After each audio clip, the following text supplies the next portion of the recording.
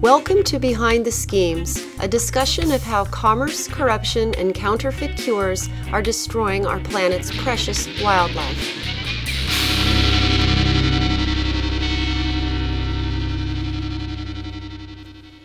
This is Rhishja Cota-Larson with Behind the Schemes, and in this episode, we're taking a closer look at slow loris trafficking. Slow lorises are paying a deadly price for their adorable appearance, and the illegal trafficking in these primates is anything but slow.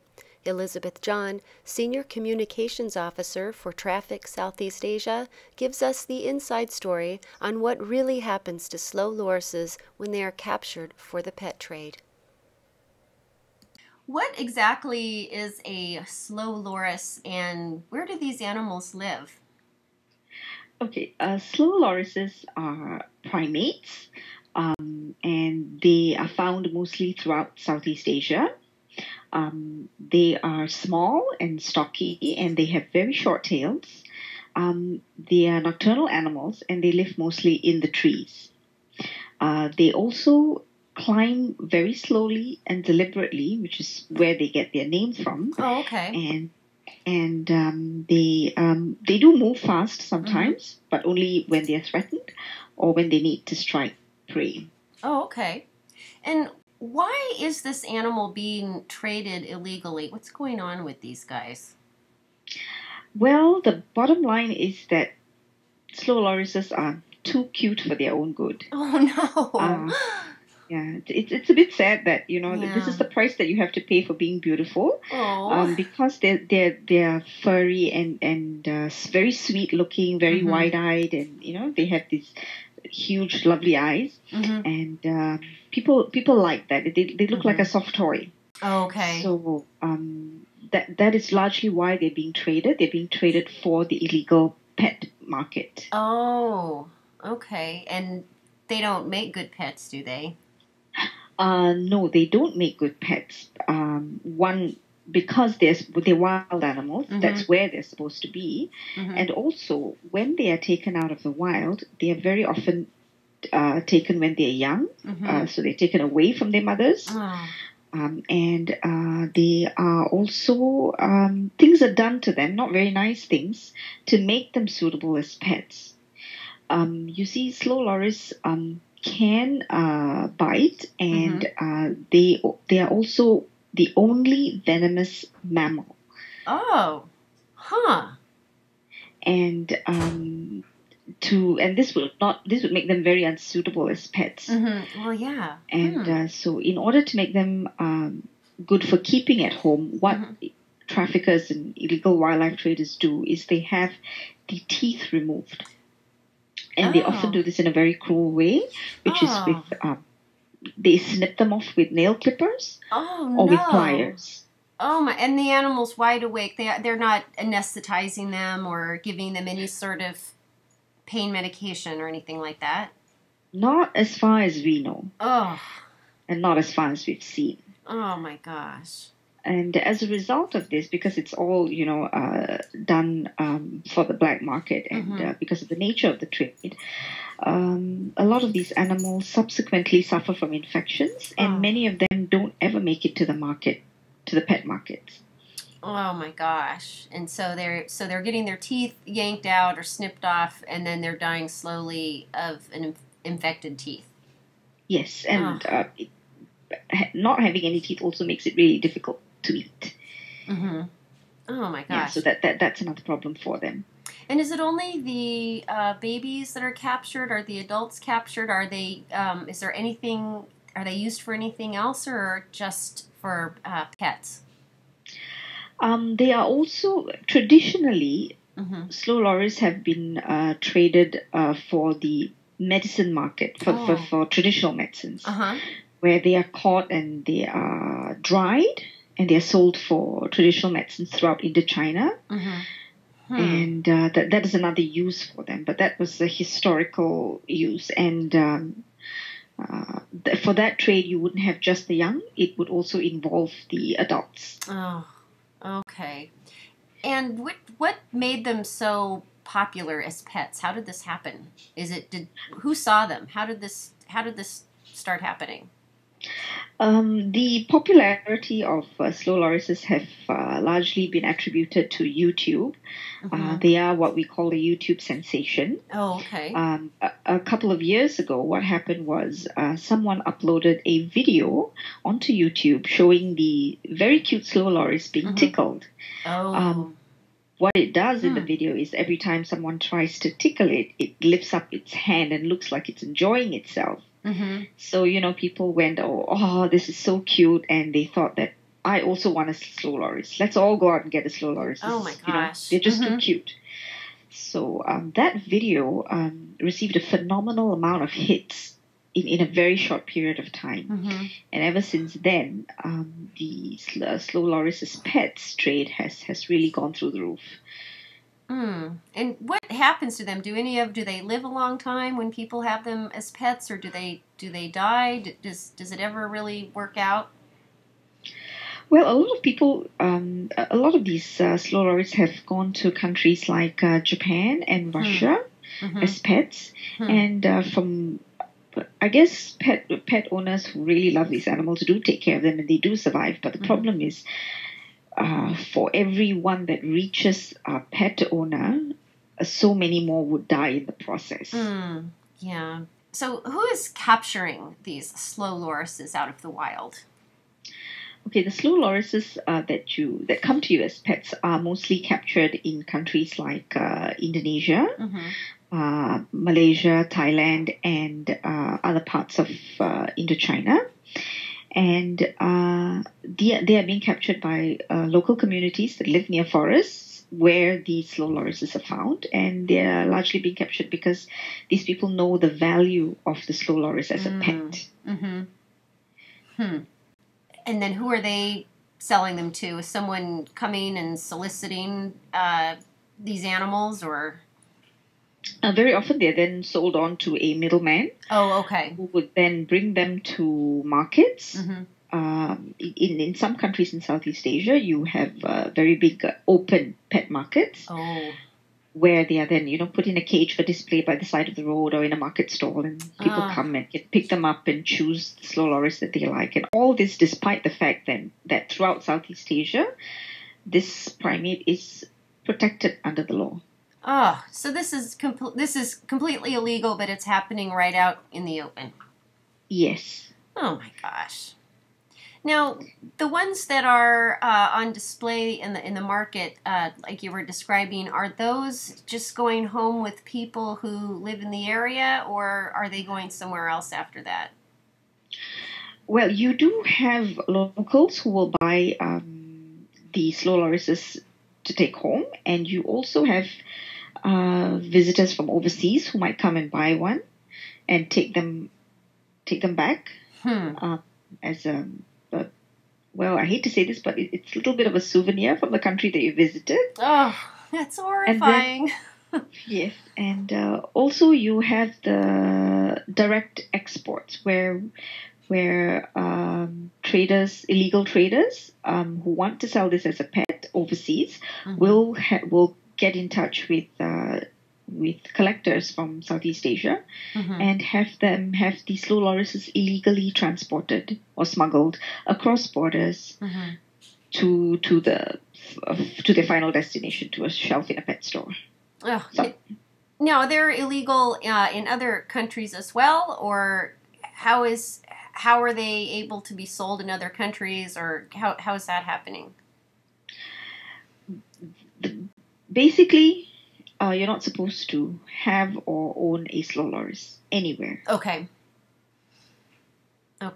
So these people then with these YouTube videos, like you were describing, they're essentially showing to the world that they have something illegal in their house.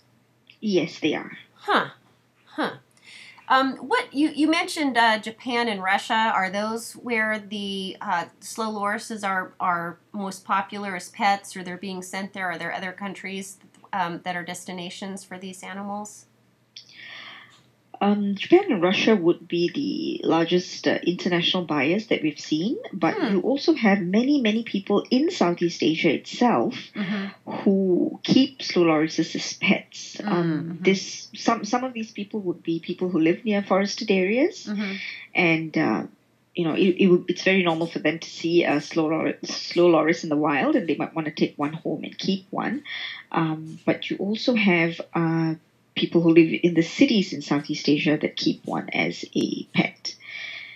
And you can see a lot of this being talked about on the internet in pet forums, where people discuss their pets and how to take care of pets and what to do. You get a sense of just how many people keep slow lorises as pets. Oh my gosh. A lot of the trade also takes place over the internet, where you do have sites offering slow lorises for sale. How many slow lorises would you say are taken from the wild for this trade? Are there any estimates on that? There are no real numbers, but what we know from seizures gives us an idea about the numbers being taken out of the wild. If I can give you some examples, for instance, in April, a survey of the Jatinegara market in Jakarta, that is one of the biggest wildlife markets in Indonesia. In just a single week, 30 slow lorises were seen for sale there. Oh my gosh. And in December last year, in a single visit, we saw 18 slow lorises. Oh, that's awful. Yes, and then we've had seizures in East Java in 2009 of 21 slow lorises. Oh my gosh. And there have also been several seizures in Thailand with about 7 or 8 slow lorises found on dealers at a time. So these are the numbers that you're seeing. Now, when you're finding them, these seizures, are they still alive? The numbers and the seizures that I talked about just now were all in reference to slow lorises that were found alive, and for the pet trade. You do find a higher number dried and sold in markets for traditional medicine. Now, the ones that were found and they were still alive, what happens to them? Because have their teeth already been removed? Can those they can never be returned to the wild, can they? What's their fate? The future is quite bleak for these animals. They either someone takes them home and someone buys a pet, or otherwise they just continue to live life like that in the markets, and many don't survive. And the ones that are confiscated, what happens to those? The ones that are confiscated have to have care, because, as you said, without that, all of them have had their teeth removed. Yes. And without that, finding food in the wild is going to be impossible. So they will have to be taken care of, and they will have to be placed in a rescue center, which is usually what happens. And in some places, you have really good rescue centers and really good people who will take care of them. And in other cases, authorities just have to make do with what they have. Oh, my gosh. Now, you guys are doing a campaign to help these animals. Tell us about that campaign. Yes, we are. We have a campaign. It's called the Where's My Mama campaign. And we're doing this together with the Body Shop Malaysia. And the idea really is to make people stop and think about where they're getting their pets from. Oh, okay. Pets like the slow loris, and what happens before the pet gets to you as a pet owner. So how this campaign works is that we have a message about the slow loris featured on the recyclable shopping bags that Body Shop gives out. And on it we tell the story of the slow loris. We tell the buyers, purchasers out there that a lot of young slow lorises are taken away from their mothers, and that they don't do well, and many of them don't survive as a result. And so before anyone wants to purchase this pet because they think it's really cute and it's a really good idea to have it, please stop and consider the consequences or the implications of their purchase. We also, as part of the campaign, we also give the public a hotline number that they can call if they see slow lorises or any other protected wildlife for sale. And all that information is available on the bag and the materials that Body Shop is handing out then? Yes, it is. It is also available on our Facebook, on Traffic Southeast Asia's Facebook page, and on our website, where we explain how the campaign works and how people can participate in it. Okay. And so what would be the first step for somebody to get involved? It's very simple. It's something that you can do from the comfort of your living room. First, we tell people the best thing that they can do is to educate themselves. Read up about the slow loris, find out what the problem is, and tell their friends. Help us by spreading the word. Awareness can change behavior, and we believe that is something that everyone can help with. So that's the first part of the campaign, the first thing that we ask people to do. The second thing is that we ask people to call a hotline number if they know of slow lorises or any other protected wildlife for sale. And the number that we give as part of the campaign now is a number that applies only to Malaysia. Okay. Because the campaign is running in Malaysia. But we do have hotline numbers in Indonesia and Thailand that others can call. Okay. Can I give you the numbers? Oh, yes, definitely. Okay, the hotline number that they can call in Indonesia is +62 811 888 2060, or they can email a report about wildlife crime to wildlifecrimesunit@yahoo.com. That's for Indonesia. Okay. And in Thailand, the number is +66 02 9406449, and the email is citesthailand@yahoo.com. For Malaysia, it's +6019 356 4194 or report@malayantiger.net. Well, I think that campaign sounds fantastic. Thank you. Also, as part of the campaign, it's not just the slow loris that we're talking about. There are many other animals, wild animals affected by the same problem, where wildlife trade is leaving behind a lot of orphans. This impact is also felt by orangutans, by tigers, by bears, by rhinos. You see this happening everywhere. And, yes. There are many of us out there who are mothers or who can empathize with this situation. I mean, imagine if it happened to you as a human. If someone came and took your mother away or took your baby away. And it's a really terrible situation. So it shouldn't be too difficult for us to understand that what's happening to these wild animals and how sad it is. Oh, it is. It's terrible. And there are lots of orphans, whether it's the babies that are being stolen and kept as pets, or if it's babies that are left behind because the mothers are getting killed for whatever reason. Exactly. Oh, it's just terrible. Well, I think that the campaign sounds great, and I'm so glad that you took time to speak with us today about your campaign, Where's My Mama? Thank you very much. You're welcome. You've been listening to Taking a Closer Look at Slow Loris Trafficking with Elizabeth John from Traffic Southeast Asia.